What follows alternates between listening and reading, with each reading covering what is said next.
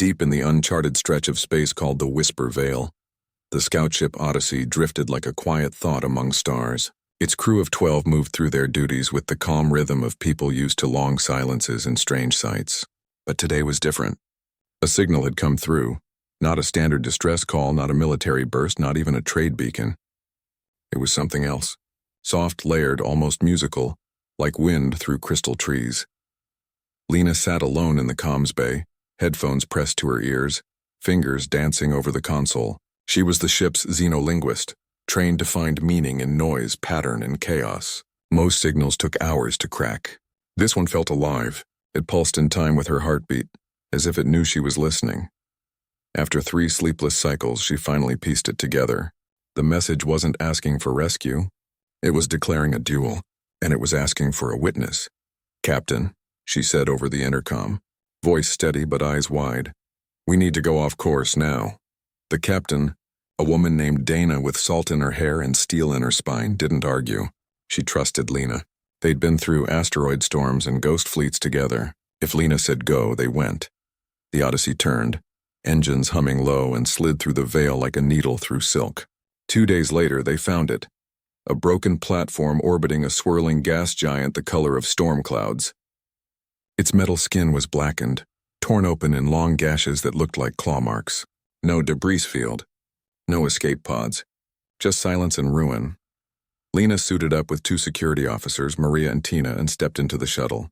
The air outside was thin, cold, and thick with static. As they landed on the platform's surface, their boots clicked against warped metal. Everything was still. Too still. Then they saw her. At the center of the wreckage, a figure knelt beside something massive and coiled. She wore a sleek black exosuit, smooth as polished stone with faint blue lines tracing its joints like veins. Her helmet hid her face, but her posture spoke of exhaustion and pride. Beside her, the creature lay motionless, a dragon if myths were real. Its scales shimmered like oil on water, shifting between black and deep violet. Wings folded tight against its body, claws curled inward. It breathed slow and deep like a mountain sleeping. Lena raised a hand, signaling the others to stay back. She stepped forward alone, heart pounding. Protocol said to hail, to identify, to keep distance. But something in her gut said this was not a threat. "Hello," she said, voice crackling through her helmet speaker. "We received your signal." The figure didn't move at first. Then slowly she rose, turned, and reached up. With a soft hiss, the helmet detached. Lena froze. The woman beneath was unlike anything she'd seen. Tall, with skin like pale moonlight, silver eyes that held galaxies and ears that tapered to fine points. Her hair fell in waves the color of midnight, streaked with strands that glowed faintly blue. She looked ancient and young at once, like a story just beginning. "Whoa," Lena whispered, forgetting her comms were live, forgetting everything. The alien woman's lips curved into a small, knowing smile. "You should not have seen that," she said. Her voice was clear, melodic, and spoken in perfect standard English. No accent, no delay, as if she'd always known it. Lena blinked. "You speak our language?" "I speak many," the woman replied. "But I did not expect humans to answer the call." "The call?" "The duel song. It is not for outsiders. To witness it is to become part of it." She tilted her head. "And to see my face. That is something else entirely." Lena felt a chill that had nothing to do with the cold. "What do you mean?" The woman stepped closer. Her eyes held Lena's without blinking. "On my world, when a warrior removes her exosuit before another, it is not just trust. It is a courtship call." Lena's breath caught. "Courtship? Yes. It means I see you as more than an observer. I see you as a possible bondmate. A life twin." Lena's face burned under her helmet. She glanced back at Maria and Tina, who stood frozen, eyes wide behind their visors. This was way beyond protocol. "I didn't know," Lena stammered. I wanted to help." The alien woman studied her for a long moment. Then she nodded as if deciding something final. "Your ignorance does not undo the act. The bond has begun. You are now bound to my fate, human." "My name is Lena," she said quickly, as if offering a lifeline. "I am Silva," the woman replied, "of the Veil Wardens of Eltharion." She gestured to the dragon behind her. "And this is Kalen, my heart, my shield, my shadow." As if hearing his name, the dragon stirred. One great eye opened, golden, slit-pupiled, intelligent. It fixed on Lena, Not with hunger, but with deep, quiet assessment. Then it made a sound, low and rumbling like distant thunder wrapped in velvet. "He likes you," Silva said, a hint of surprise in her voice. Lena swallowed. "Why were you fighting?" Silva's expression darkened. Something broke through the veil, something that should not exist. "It wears stolen faces. It feeds on memory. I called the duel song to draw it out, to face it alone, but it fled when my suit was damaged." She touched a crack on her forearm armor where dark fluid seeped slowly. "I could not pursue it. Kalen shielded me, but we were stranded." Lena looked around at the destruction. "What is it called?" "The Hollow Maw," Silva said, and the name itself seemed to make the air colder. Before Lena could ask more, a crackle came over her earpiece. "Lena, we've got movement on long-range scans," Dana's voice said, tense. "Something's coming, fast!" Silva's eyes narrowed. "It found us. We have to go," Lena said. Now, Silva hesitated, glancing at Kalen. The dragon rose with a groan of muscle and scale, unfolding to twice the height of the shuttle. He was enormous, yet moved with eerie grace. "He cannot fit inside your vessel," Silva said. "We'll make room," Lena insisted. "Or he rides on the hull." "I don't care. We're not leaving you." Silva looked at her again, really looked. "You do not understand what you are saying. To take me in is to invite the Maw to your world." "Earth's already in danger if this thing is out here," Lena shot back. "And if you're telling the truth about the courtship thing, then maybe I'm supposed to be here." Silva was silent for a heartbeat. Then she nodded. Very well, they worked fast. Kalen curled his body around the shuttle like a living armor shell, his claws gripping the hull without piercing it. Silva climbed in last, her presence filling the small cabin like a storm held in check. Maria and Tina kept their weapons ready but didn't raise them. There was something about Silva, calm, fierce, certain, that made violence feel wrong. As the shuttle lifted off, Lena sat beside Silva. The alien woman stared out the viewport at the dying platform, her face unreadable. "Why did you answer the call?" Silva asked softly. Lena thought about it. "Because it sounded lonely." Silva turned to her, silver eyes searching. "Loneliness is the first wound of the Veil Warden. We guard thresholds no one else sees. We fight shadows no one else believes in." She paused. "But you heard it. You came." "I guess that makes me your witness," Lena said. "More than that," Silva murmured. "You are my chosen." The words hung in the air, heavy and strange. Lena didn't know what to say. She only knew that her life had changed in the space between one breath and the next. Back aboard the Odyssey, the crew gathered in the main bay. Silva stood tall. Kalen coiled behind her like a promise of fire. Dana approached, arms crossed, but her eyes were sharp with curiosity, not fear. "You're safe here," Dana said. "For now," Silva bowed her head slightly. "Gratitude, Captain. But safety is an illusion when the Hollow Maw hunts." "Then we'll face it together," Lena said. Stepping forward, Silva looked at her, and for the first time, something like warmth flickered in those star-filled eyes. Outside, the Whisper Veil swirled with unseen currents. Somewhere in the dark, something hungry waited. But in that moment, on a small human ship far from home, a bond had been forged. Not by war, but by a single stunned word. "Whoa." Life aboard the Odyssey changed the moment Silva stepped inside. She moved like water through the ship's narrow halls, quiet, purposeful, never in the way but always present. The crew watched her from corners, whispered behind hands, but no one dared approach. Only Lena walked beside her, asked her questions, brought her food she barely touched. Silva refused to explain why she was alone, why the duel had failed, or what the Hollow Maw truly was. She spoke only in riddles wrapped in silence. "Some truths burn those who hear them too soon," she told Lena once, eyes distant. "I will speak when the time is right." Kalen, her dragon, stayed coiled in the cargo bay. He did not eat, did not sleep as humans understood it. Instead, he pulsed with a soft inner light, his scales shifting from deep indigo to silver depending on the ship's mood. When engineers passed by, he watched them with golden eyes that seemed to see through metal and bone. Yet he never growled, never threatened. He only turned his head toward Lena whenever she entered the room, as if checking she was still real. Days passed. The Odyssey charted a slow return toward known space. Tension built like static in the air. The crew wanted answers. Dana wanted a report for Earth Command. But Silva gave nothing. Lena tried a different way. Instead of asking, she listened. She sat with Silva in the observation lounge, watching stars blur past. She brought datapads filled with human music, poetry, Old films. Silva showed no interest at first. Then one night she paused a recording of a violin solo and said, "This is how my people mourn." Lena leaned closer. "You mourn with music?" "We mourn with silence," Silva corrected gently. "But the silence between notes, that is where the grief lives. Your music holds that space well." It was the most she had said in days. Lena pressed gently. "Is that why you called the duel song? To mourn someone?" Silva went still. Then slowly she nodded. "My last bondmate, taken by the maw. Not killed, erased, as if she never was." Her voice dropped to a whisper. "I remember her, but no one else does. Not even her own family. That is the maw's cruelty. It does not destroy bodies. It steals meaning." Lena felt a chill. "So the duel was revenge?" "No," Silva said. "It was duty. The Veil Wardens do not seek vengeance. We protect the boundaries between worlds. The maw is a tear in that fabric. If it grows, it will swallow entire civilizations, not by war, but by forgetting." Lena thought of Earth, its history, its art, its love letters and lullabies. All of it gone. Just empty faces walking through empty cities. "Why did it come here?" she asked. Silva looked at her. Really looked. "Because humans feel too loudly.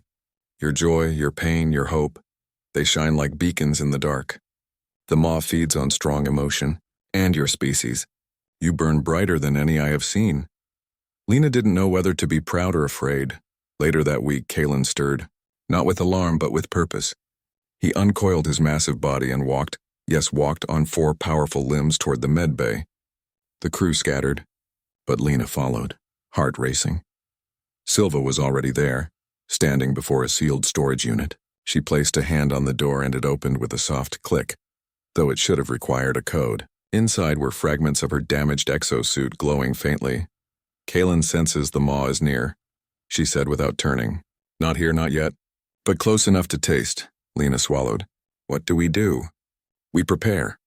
Silva turned, her silver eyes sharp. "You asked for truth. Now you will have it." She led Lena to the ship's main lab. There she activated a small device from her belt. Light spilled out, forming a 3-dimensional map of space, but not as humans saw it. Layers folded over layers, ribbons of color connecting stars like threads. "This is the Veil," Silva explained. "Not a place but a state. A boundary between what is real and what is possible. My people guard it. We are born with the sight. Kalen is not just a pet. He is a living anchor. His mind holds the shape of reality together when the veil thins." Lena stared. "So he's part of the system?" "He is the system," Silva said. "Bound to me by blood and oath. When I fight, he fights. When I remember, he remembers. That is why the maw fears us. But it got away last time." "Because my suit failed," Silva admitted. "It is more than armor. It is a second skin, grown from my own cells. When it cracks, I weaken. And the maw knows weakness," Lena thought fast. "Our tech is different. Maybe we can repair it. Or build something new." Silva shook her head.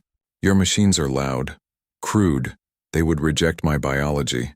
"Not if we blend them," Lena said, eyes lighting up. "We have neural interfaces, biogels, adaptive circuits. If we treat your suit like a living patient, not a broken tool." Silva studied her. "You would risk your science on an alien you barely know?" "You took off your helmet in front of me," Lena said simply. That meant something. "I'm not ignoring it." A long silence. Then for the first time Silva smiled.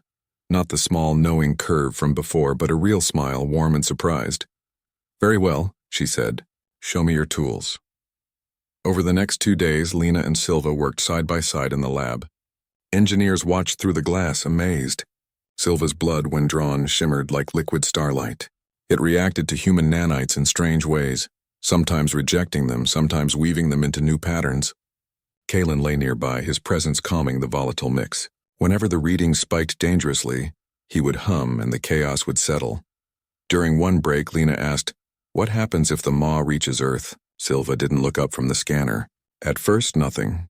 People will forget small things, names, birthdays, why they loved someone. Then larger things, laws, languages, how to build a fire. Eventually, they will forget themselves. They will walk, eat, breathe. But with no past, no future, no self. Just empty shells wearing human faces." Lena's hands shook, and no one would even know they were gone. "Exactly. Then we stop it," Lena said firmly. Together, Silva finally met her eyes. You do not understand the weight of that word. Together. I think I do, Lena replied. You showed me your face. That was your choice. Now I'm making mine. Silva reached out slowly and touched Lena's wrist. Her fingers were cool, but the contact sent warmth through Lena's chest. On Aeltharion, Silva said softly. When two souls choose each other in the shadow of death, it is called a fire bond. It cannot be broken, not by distance, not by time, not even by the maw. Lena didn't pull away. Then maybe that's what we are. Just then, alarms blared. Red lights flashed. Report. Dana's voice boomed over the ship's system. 2 crew members missing, came the reply. Engineers Rita and Claire. Last seen in Sector 4. No distress call. No signs of struggle, just gone. Lena and Silva exchanged a look. It's here, Silva whispered. They ran to Sector 4. The corridor was empty, lights flickering. In the middle of the floor lay 2 uniforms neatly folded as if removed with care. Inside, nothing. No skin, no hair, no trace. Just empty fabric and 2 data pads, screens blank. Kalen arrived seconds later, his scales darkening to black. He sniffed the air, then let out a low, mournful sound. It took them, Silva said, voice tight. Not their bodies. Their selves. Lena felt sick. Can we get them back? Only if we kill the maw before it digests their memories, Silva said. Once it absorbs them, they are lost forever. Dana arrived with a security team. What happened? Silva faced her. The hollow maw is aboard. Not in body, but in echo. It slips through the cracks in reality. It is feeding. The crew murmured, some scoffing, others pale with fear. Prove it, one officer challenged. Silva didn't argue. She closed her eyes, placed a hand on the wall, and sang. It was not a song of words, but of tones, deep, resonant, vibrating through the metal. The lights dimmed. The air thickened. And then, for a single second, everyone saw it. A ripple in the corridor like heat haze, but cold. Within it, faint faces flickered. Rita laughing, Claire humming, moments stolen and trapped. Then it vanished. Silence. Dana exhaled slowly. What do we do? Silva turned to Lena. We go into the rift. The place where the veil is thinnest. That is where the maw nests. It's suicide, an officer said. Maybe, Lena said. But if we do nothing, Earth is next, Silva nodded. Kalen will guide us, but we must go now while the trail is fresh. Preparations were swift. The crew armed themselves with pulse rifles and neural dampeners, useless against the maw, but they didn't know that yet. Lena and Silva wore modified suits linked by a shared comms channel. Kalen led the way, his steps silent, his body radiating a soft gold light that pushed back the shadows. They entered the anomaly zone near the ship's core, a place where sensors failed and time stuttered. The walls seemed to breathe. Voices whispered in languages no one knew. Lena saw her childhood home, her mother calling her name. She almost stepped toward it. Do not look, Silva warned, gripping her arm. It shows you what you love to steal your focus. Lena blinked hard, tearing her eyes away. Silva walked with her head high, but her hands trembled. It shows me her, she admitted. My bondmate. Standing in the rain, waiting. But it is a lie. She is gone. Then the maw appeared. Not as a monster, but as a hole in the world. A shifting void shaped like a person with too many eyes made of stolen memories. It spoke with 1,000 voices at once. Rita's laugh, Claire's sigh, a child's cry, a lover's last word. You cannot win, it hissed. You are already forgotten. Silva raised her hands, ready to fight. But the maw lunged not at her, at Lena. Lena stumbled back, overwhelmed by a flood of emotions not her own. After the encounter in the anomaly zone, the Odyssey fell into a strange quiet. The crew moved carefully, speaking in low voices, glancing at shadows too long. Rita and Claire's empty uniforms were sealed in a storage locker, a silent memorial. No one said it aloud, but everyone knew. Earth was no longer safe. The hollow maw had tasted humanity, and it was hungry for more.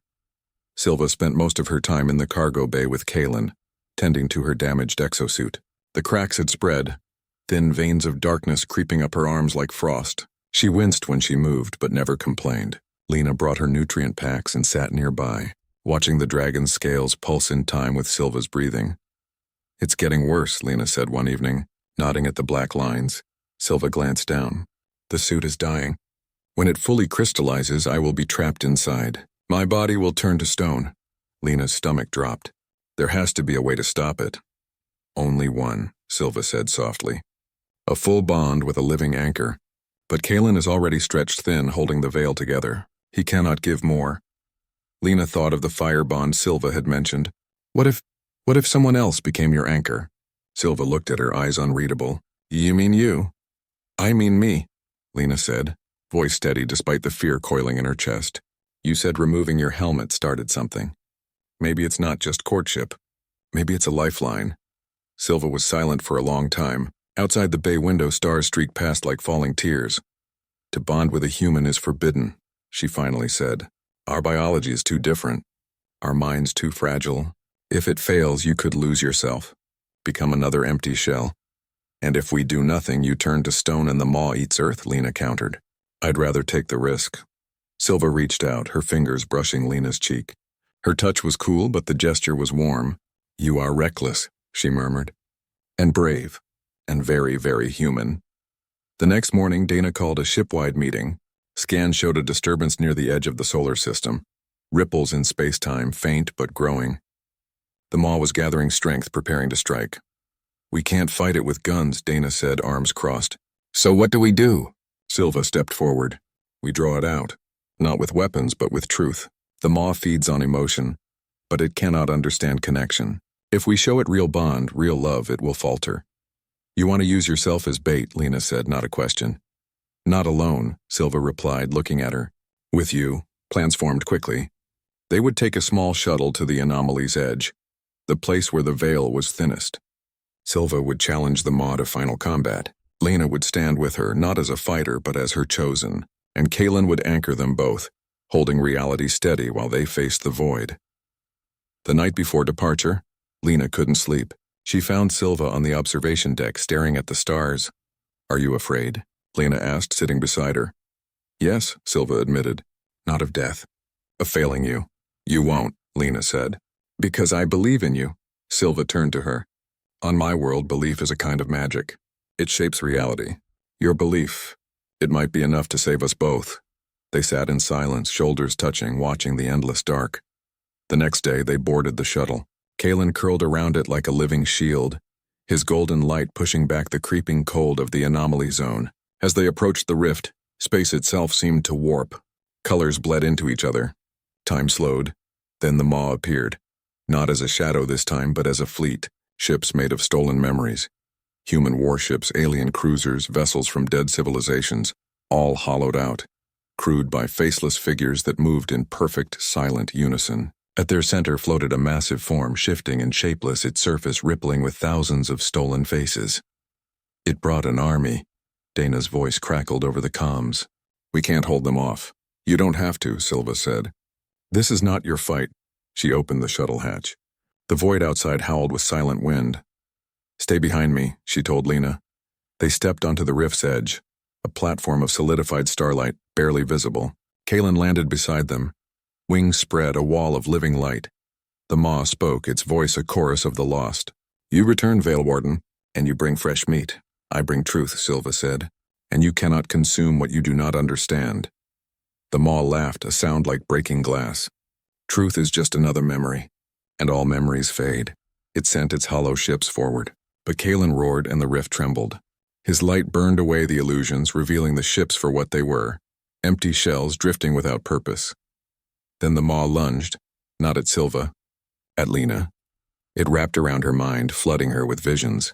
Her first day of school, her father's funeral, the moment she kissed someone for the first time.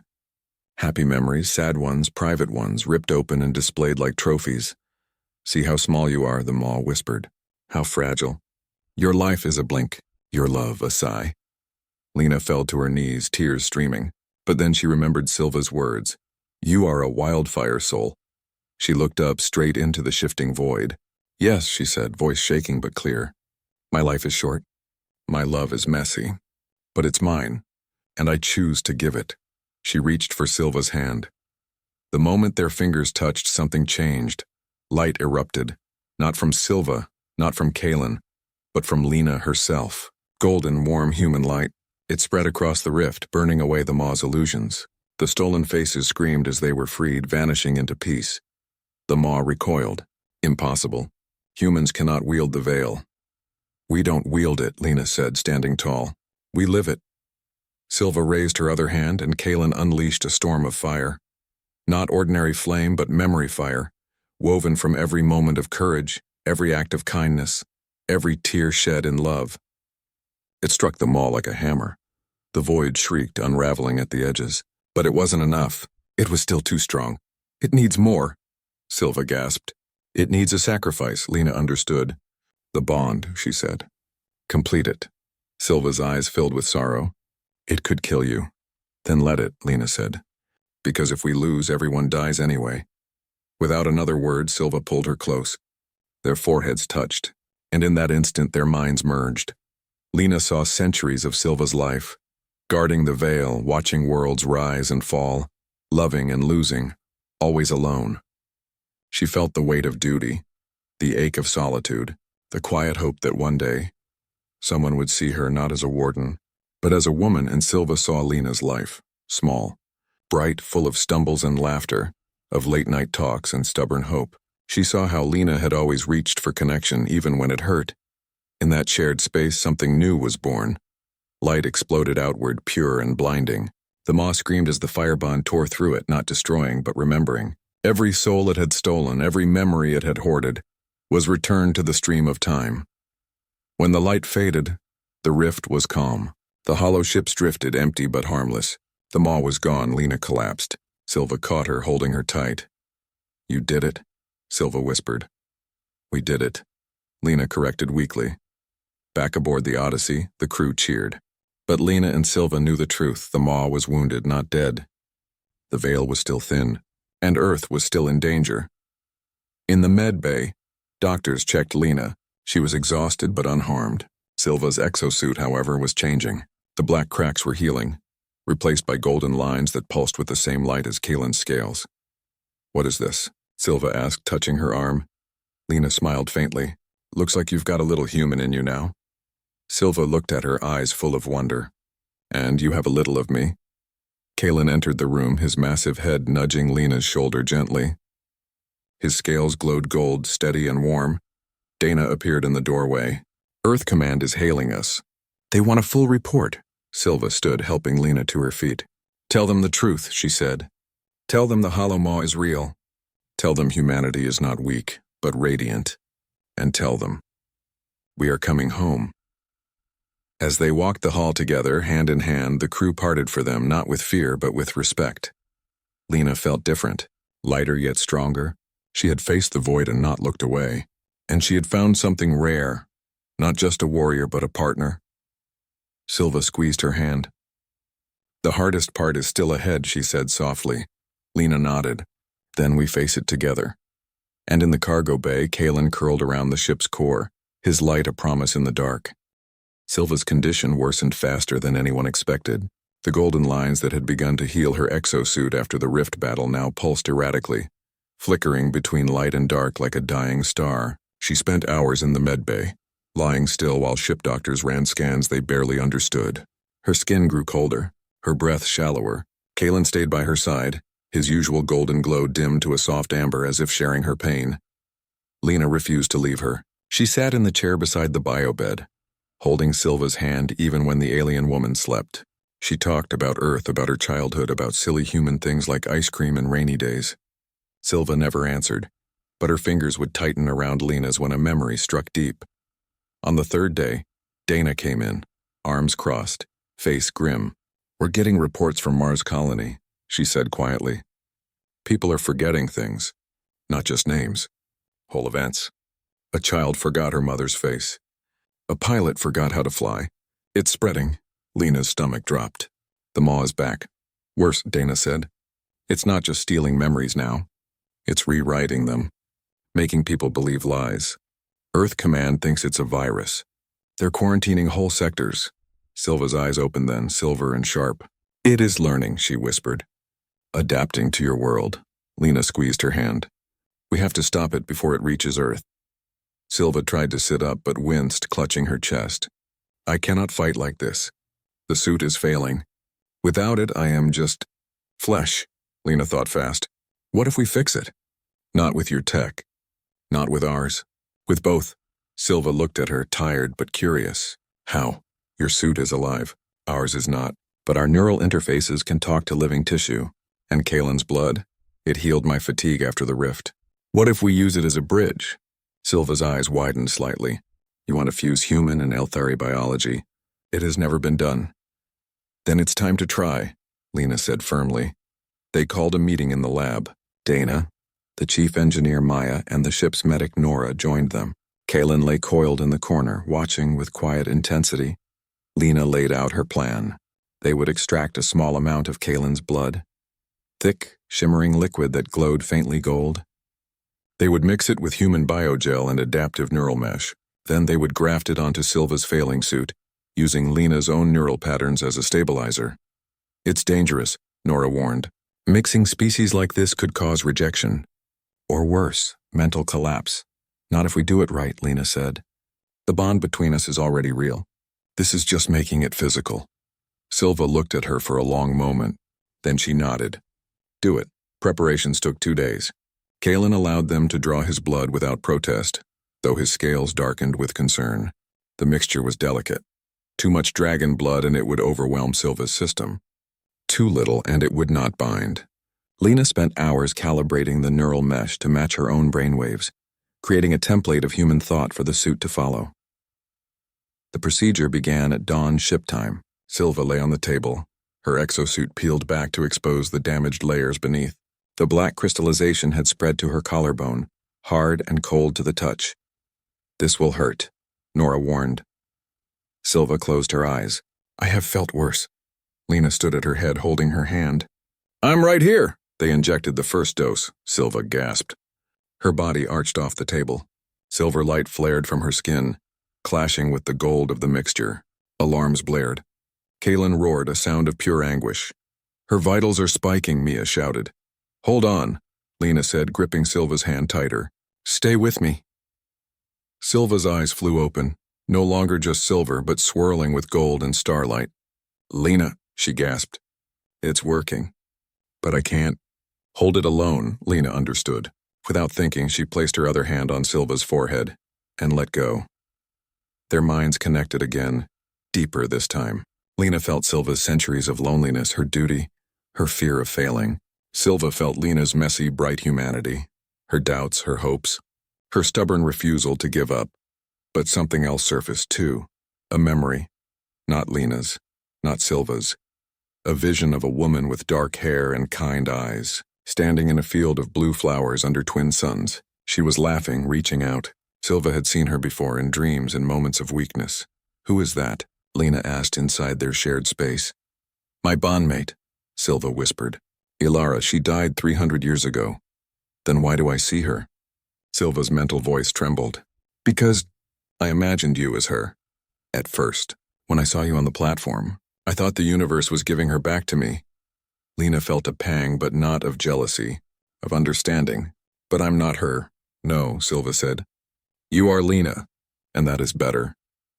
In that moment of honesty, the fusion stabilized.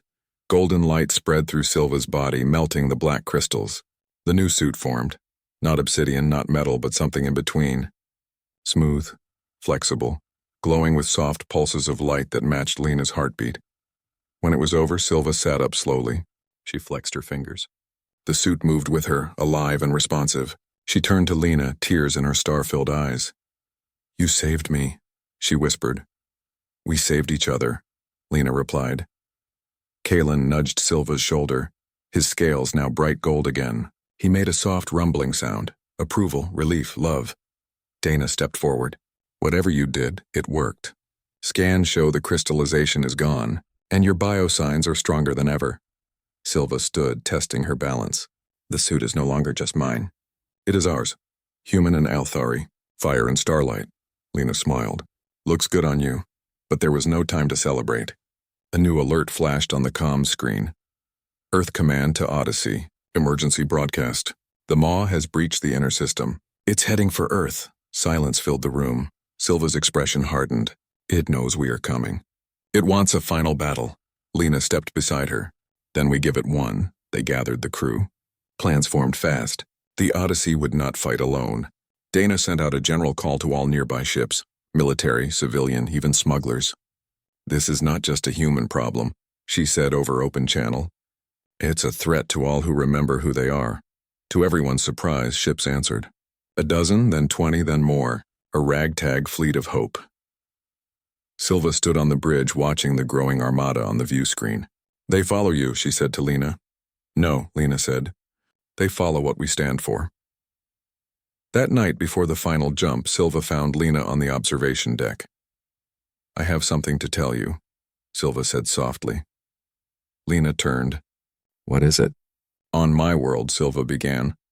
When a Veilwarden completes a fire bond through sacrifice, it is called the Courtship of Steel and Starlight. It means the two souls are no longer separate. They share one fate, one breath, one end. She took Lena's hands. By saving me, you bound yourself to me forever, not just in life. In death, too. Lena didn't flinch. I know. You do not fear it. I fear losing you more, Lena said simply. Silva pulled her close, resting her forehead against Lena's. Then let us face the dark together. Kalen appeared behind them, curling his great body around the pair like a promise. His light filled the room, warm and steady. The next morning, the fleet jumped to Earth's orbit. The planet below was beautiful, blue, green, alive. But above it, the sky was wrong. A tear in reality, black and swirling, pulsed like a wound. From it poured the maw, not as a fleet this time, but as a single, colossal form. It wore the faces of everyone it had taken, shifting, screaming, weeping. It's using Earth's memories as armor, Dana said. Silva stepped forward. Then we strip it away. She and Lena boarded the shuttle once more. Kalen wrapped around it, his light a shield against the maw's despair. As they approached the rift, Silva turned to Lena. Whatever happens, thank you for seeing me. Lena kissed her cheek.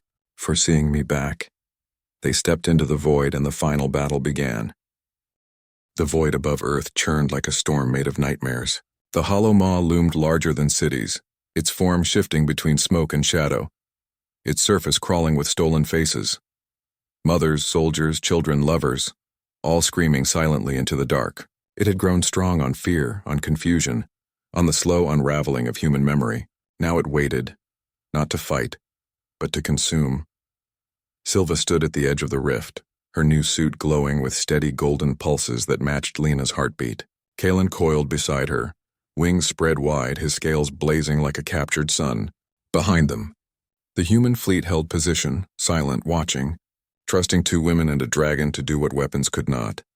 It knows we are here, Silva said, voice calm despite the storm. Lena nodded, her hand resting on Silva's arm. Then let's give it something it can't digest. Silva stepped forward alone. The maw turned its 1,000 eyes toward her. Veilwarden, it hissed, its voice layered with every stolen voice it owned. You return broken, and you bring your pet. I bring truth, Silva replied, and you cannot hide from it forever. She raised her hands. Light poured from her palms, not the cold silver of her people, but warm gold woven with human emotion. The rift trembled. The maw laughed, a sound like glass shattering in an empty room. You think light can kill hunger? I am not a beast. I am a consequence. Your species feels too much. I am the cure. You are a thief, Lena called out, stepping beside Silva. And today we take back what you stole. The maw shifted, focusing on her. Little human, you burn so brightly. I will enjoy forgetting you. It lunged, not with claws or fire, but with memory itself. Waves of stolen moments crashed over them. Births, deaths, first kisses, last words, each one sharp enough to cut the soul. Lena cried out as her own childhood flashed before her, twisted and wrong. Her mother's face changed. Her home vanished. She felt herself slipping, but Silva grabbed her hand. Oh, hold on to me, she said. Remember who you are. Lena clung to her voice like a lifeline. I am Lena, she gasped. Xenolinguist, daughter, friend, lover. And she pushed back, not with force, but with feeling. She opened her mind and let everything out. Her joy at seeing a sunrise, her grief at losing her dog, her hope when she first held Silva's hand. Raw, messy human emotion flooded the rift. The maw faltered. This is noise, it stammered. Chaos. It means nothing. It means everything, Silva said. She turned to the human fleet. Broadcast her, she ordered Dana over open comms. Send her voice to every ship. Every station. Every soul on Earth. Dana didn't hesitate. All channels open, go. Lena took a deep breath. And she spoke, not as a soldier, not as a hero, but as herself. Hello, she said, voice clear and soft. My name is Lena, and I'm scared, but I'm still here.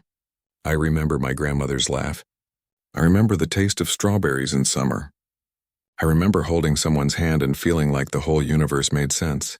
Maybe you've forgotten those things too. But they're still real, and they're still yours. Her words spread like ripples across space. On Earth, people paused. In orbit, pilots lowered their weapons. The maw writhed, its form flickering. Stop it, it snarled. You cannot fill the hollow with noise. We're not filling it, Lena said. We're reminding it that hollow was never meant to be. Silva raised her arms higher. Kaelin roared, unleashing a torrent of memory fire. Not destruction, but restoration. Every face the maw had stolen blazed with light, then broke free, returning to the stream of time where they belonged. The maw screamed as its power unraveled. You cannot win, it hissed, shrinking now, desperate. I am hunger, and hunger always returns. Then we will always remember, Silva said. She turned to Lena. Now Lena understood. Together they stepped into the heart of the rift. Their bond flared. Human and Elthari, fire and starlight, past and future. The light they made was not just bright. It was whole. The maw tried to flee, but there was nowhere to go. The veil sealed around it, not with force, but with truth. And in that moment of pure connection, the hollow maw ceased to be. Silence fell. Above Earth, the sky cleared. Stars shone clean and sharp. Lena and Silva stood hand in hand, breathing hard, alive. Kaelin curled around them, his light soft now, protective. On the Odyssey, the crew cheered. On Earth, people wept, not from loss, but from remembering. Back aboard the ship, Dana met them at the airlock. You did it, she said, eyes shining. We did, Lena said, leaning against Silva. Silva looked out the viewport at the blue planet below. Your people are safe, for now. What do you mean, for now? Lena asked. The veil is thin, Silva said. Other things may come. Other hungers, Lena smiled. Then we'll be ready. In the days that followed, Earth Command sent messages of gratitude, offers of alliance, requests for knowledge. Silva accepted none. My duty is not to governments, she told Dana. It is to the threshold. And to her. She nodded at Lena. They were given leave to stay aboard the Odyssey. Kaelin claimed the cargo bay as his permanent den. The crew no longer feared him. Children from visiting ships would press their hands to the glass just to see him blink. One evening, Lena and Silva stood on the observation deck, watching Earth turn below. Do you miss your world? Lena asked. Silva was quiet for a long time. Eltharion is beautiful, quiet, eternal, but it has no laughter like yours. No messy, loud, beautiful chaos. She turned to Lena. I do not miss it. Because I have found my home. Lena leaned into her. What happens now? We guard the edge, Silva said. Together. You with your voice. Me with my light. Kaelin with his fire. And if the dark returns, we remind it that humanity is not weak. We're wildfire souls, Lena said, echoing Silva's words from long ago. Silva smiled, silver eyes warm with gold. Yes, and wildfire cannot be forgotten. Kaelin appeared behind them, nudging Lena's shoulder gently. His scales glowed steady and bright, like a promise kept. Far below, on a quiet street in a small town, a child looked up at the stars and whispered, Thank you. And somewhere in the deep the veil held strong,